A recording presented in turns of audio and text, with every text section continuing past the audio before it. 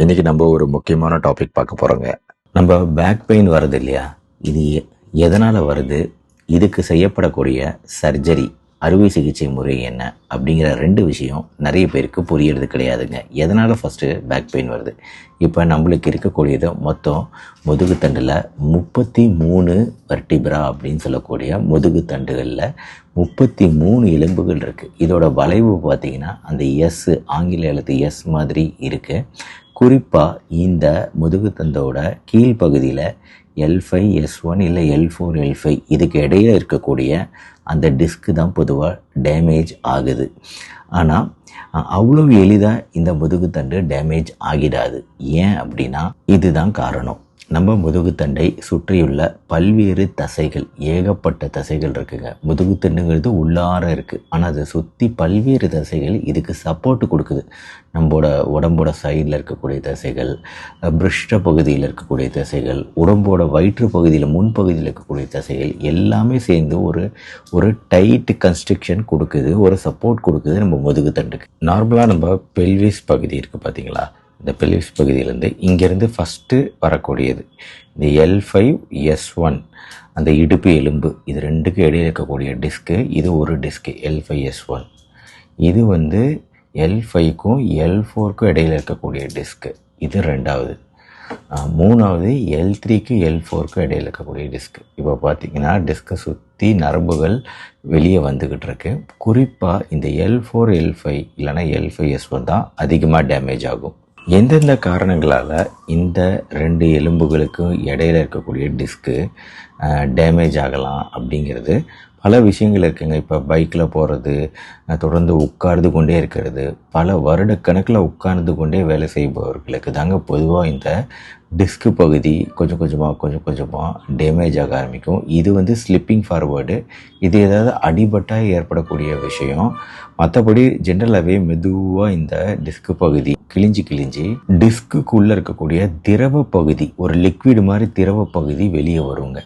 பொதுவாக ஒவ்வொரு வெர்டிப்ராக்கு இடையிலையும் அந்த ஓட்டை இருக்கும். அந்த ஓட்டை வழியாக தான் நீங்கள் பார்த்துருங்க இந்த நரம்புகள் வெளியே வந்துக்கிட்டு இருக்கு. இந்த நரம்புகள் வந்து அழுத்தப்படும். இங்கே இருக்கிற டிஸ்க் டேமேஜ் ஆகிறதுனால இது இங்கே இருக்கிற நரம்பை வந்து அழுத்துது. இந்த நரம்பு அழுத்தப்படுவதால் தான் உங்களுக்கு கடுமையான வலி அப்படிங்கிறது ஏற்படுது. சயாட்டிக்கா அப்படின்னு சொல்லிட்டு கீழே வரைக்கும் அந்த வலி பரவறதுக்கான காரணமும் இப்படி இந்த டிஸ்க்கு அழுத்தப்படுவது தான். ஜென்ரலாக எம்ஆர்ஐ ஸ்கேன் எடுத்து பார்த்தீங்கன்னு வைங்களேன், எம்ஆர்ஐ ஸ்கேன் இப்படி தான் தெரியும். ஃபஸ்ட்டு இது நார்மல் ஸ்கேனு. பார்த்தீங்களா இந்த இப்படி நார்மலாக இருக்குது. ஸோ அதை கலர் பண்ணி காமிச்சிருக்கிறோம். இந்த L4 L5க்கு இடையில் இருக்க டிஸ்க்கு, L5 S1க்கு இடையில் இருக்க டிஸ்க்கு, இதெல்லாம் கலர் பண்ணி காமிச்சிருக்கிறோம். வந்து ரொம்ப நார்மலாக இருக்குது. எம்ஆர்ஐயில் இந்த நார்மல் நர்வ் ரோட்டு நரம்புகளை இது அழுத்த கிடையாது. இது நார்மல் எம்ஆர்ஐ.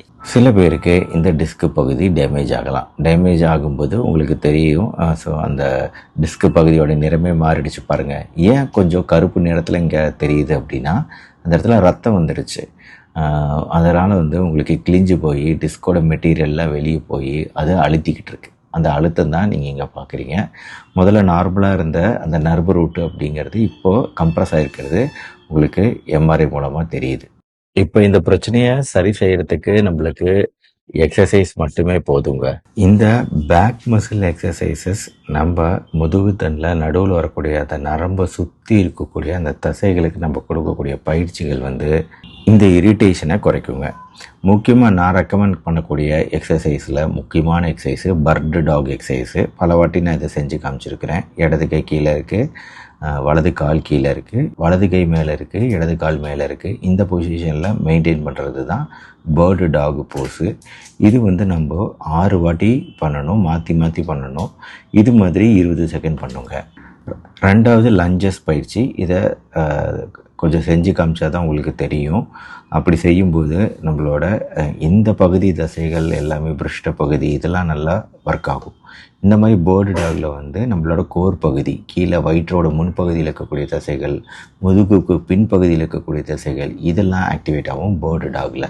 அடுத்து க்ளூட் பிரிட்ஜ். இந்த க்ளூட் பிரிட்ஜில் வந்து ஓவராலாக நம்மளோட குளூட்டியஸ் மேக்ஸிமஸ், மினிமஸ், மீடியஸ் அப்படிங்கிற அந்த 3 தசைகள், பட்டக்ஸ் பகுதியில் இருக்கக்கூடிய தசைகள், கோர் தசைகள், முதுகு பகுதி தசைகள், இது எல்லாமே ஆக்டிவேஷனில் இருக்கும். இந்த 3 கண்டிப்பாக நான் ரெக்கமெண்ட் பண்ணக்கூடிய எக்ஸசைஸு. ஆனால் இந்த எக்ஸசைஸை நான் ரெக்கமெண்ட் பண்ண மாட்டேங்க. கீழே படுத்துக்கிட்டு நல்லா முதுகை தூக்குங்க, ஸ்ட்ரெச் பண்ணுங்க அப்படின்னு சொல்லுவோம். அதை நீங்கள் பண்ணக்கூடாது. நான் இதை ரெக்கமெண்ட் பண்ண மாட்டேன். பாருங்கள், இந்த எக்ஸசைஸ் தான் சொன்னேன், மிட் பேக் எக்ஸ்டென்ஷன். இது கட்டாயம் பண்ணாதீங்க. இந்த மாதிரி எக்ஸசைஸு நம்மளுக்கு உதவாது. நம்ம ஸ்பைனோட அழுத்தம், ப்ரெஷரை அதிகரிக்க தான் செய்யும். இந்த மாதிரி எக்ஸசைஸ்லாம் யாராவது சொல்லி கொடுத்தா இதையும் பண்ணாதீங்க. இன்டர்நெட்டில் இந்த மாதிரி நிறைய வருது. 13 top exercise for low back pain. இப்படி கீழே குனிஞ்சிக்கிட்டு காலை மடிச்சுக்கிட்டுலாம் முன்னாடி குனியணும். இதெல்லாம் பண்ணிங்கன்னா உங்கள் முதுகு வலி அதிகரிக்குங்க. நான் பல வருட ஆராய்ச்சிகள் மூலமாக பல பேர் கண்டுபிடிச்ச விஷயத்தை வச்சு தான் இதை நான் சொல்கிறேன். இந்த எக்ஸசைஸும் வேண்டாம். இது உங்களுக்கு கேட்காது, வலியை அதிகப்படுத்தும். இன்னொரு ஃபேமஸான எக்ஸசைஸு இந்த மாதிரி சொல்கிறதுங்க. காலை முன்னாடி கொண்டு வருது, கழுத்தை முன்னாடி கொண்டு வர்றது. இந்த மாதிரி ஸ்ட்ரெச்சஸ் பண்ணால் உங்களுக்கு வலி போயிடும் அப்படின்னு யாராவது இன்டர்நெட்டில் சொன்னாங்கன்னா நம்பாதீங்கங்க. இதனாலேயும் வலி குறையாது. இதுவும் தப்பான எக்ஸசைஸு. பாருங்கள், நான் இப்போ காமிச்ச அதே ஃபோட்டோவை தான் இந்த புண்ணியமாக போட்டிருக்காரு. இந்த புண்ணியமாக என்ன சொல்கிறாரு, 3 worst பேக் பெயின் எக்ஸசைஸுங்கிறாரு. இதுக்கு முன்னாடி சொன்ன லேடி ஃபோட்டோ போட்டிருந்தேன். அவங்க என்ன சொல்கிறாங்க, த பெஸ்ட் எக்ஸசைஸுங்கிறாங்க.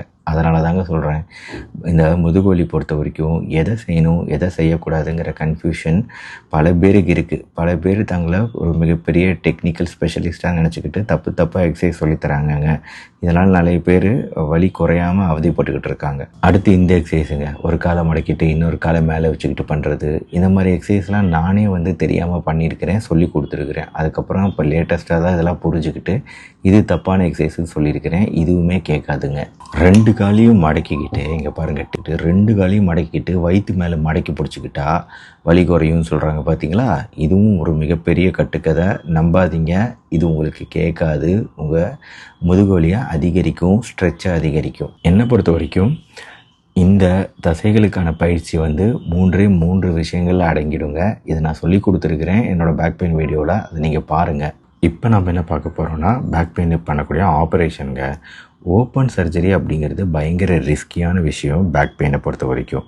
ஏன் அப்படின்னா, நம்ம வெர்டிப்ரா முதுகு தண்டு இருக்கக்கூடிய இடம் அப்படி அது ரொம்ப உள்ளே இருக்குது. அதுக்கு மேலே நிறைய தசைகள் மட்டும் இல்லை, நிறைய நரம்புகள் இருக்குது. அந்த நரம்புகள்லாம் நீங்கள் டேமேஜ் பண்ணாமல் உள்ளே போகிறதுங்கிறது ரொம்ப சிரமம் ஓப்பன் சர்ஜரி பண்ணும்போது. அதுக்காக இப்போ கண்டுபிடிக்கப்பட்டது தான் மினிமலி இன்வேசிவ் ஸ்பைன் சர்ஜரி. இதை கீ ஹோல் சர்ஜரி அப்படின்னு சொல்லுவாங்க. 2 ஹோல் போட்டுக்கிட்டு, ஒரு ஹோலு இன்னொரு ஹோலு, இந்த 2 துளைகள் வழியாக ஒரு சில இன்ஸ்ட்ருமெண்ட்டு மெஷினை உள்ளே இறக்கி மறைக்கக்கூடிய தடுக்கக்கூடிய தசைகளெல்லாம் நீக்கி உள்ளே கரெக்டாக அந்த பாயிண்ட்டுக்குள்ளே போய் அந்த ப்ரெஷர் அந்த நரம்பு மேலே அழுத்திட்டு இருக்க திசு எதுவோ அதை விலக்கி விடுறது தான் கீ ஹோல் சர்ஜரி. இந்த கீ ஹோல் சர்ஜரி மூலமாக உள்ளே போகும்போது பெரிய அளவில் பாதிப்புகள் ஏற்பட வாய்ப்பில்லை. அந்த அழுத்திக்கிட்டு இருக்க நரம்பையும் நம்மளால் சரி பண்ணிட முடியும். ஸோ அதனால் உங்களுக்கு ப்ரெஷர் குறையுது, வலி குறையக்கூடிய வாய்ப்பு இருக்குது. நரம்புகள் பெருசாக பாதிப்படையாமல் நம்மளால் பாதுகாத்துக்க முடியும். ஆனாலுமே என்னை பொறுத்த வரைக்கும் நான் சர்ஜரி அப்படிங்கிறத ரெக்கமெண்ட் பண்ணவே மாட்டேங்க. நான் லம்பார் டிஸ்க் ப்ரோலாப்ஸ் அப்படின்னு சொல்லக்கூடிய ஸ்பைன் சர்ஜரி யாருக்கு சொல்லுவேன் அப்படின்னா, ஒரு வேளை பெரியவங்க, எக்ஸசைஸ்லாம் பண்ண முடியாதவங்க, 60-65 வயசை தாண்டியவங்க, டிஸ்க் பக்கம் வேறு ஏதாவது ஃப்ராக்சரோ டீஜெனரேஷனோ வேறு பல காரணங்கள் இருக்குது, எண்டு பிளேட் ஃப்ராக்சர்னு, அந்த மாதிரி இருக்கிறவங்களுக்கு வேணால் ஓரளவுக்கு இந்த சர்ஜரி கீஹோல் சர்ஜரி உதவும்.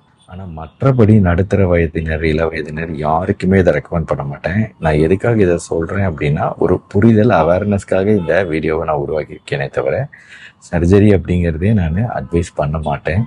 இதை லோ பேக் பெயின் பொறுத்த வரைக்கும். இருந்தாலும் உங்களுக்கு இந்த வீடியோ மூலமாக ஒரு புரிதல் உருவாகியிருக்குன்னு நினைக்கிறேன். முக்கியமாக என்னென்ன விஷயங்கள் நம்ம செய்யக்கூடாது அப்படிங்கிறத இந்த வீடியோ மூலமாக கற்றுட்டு இருந்திருப்பீங்க. அதை உங்கள் ஃப்ரெண்ட்ஸ் ரிலேட்டிவ்ஸ்க்கு ஷேர் பண்ணுங்கள். இந்த வீடியோ பிடிச்சிருந்துச்சுன்னா லைக் பண்ணுங்கள். மறுபடியும் நாளைக்கு இன்னொரு மருத்துவ வீடியோவோட உங்களை சந்திக்கிறேன். நன்றி, வணக்கம்.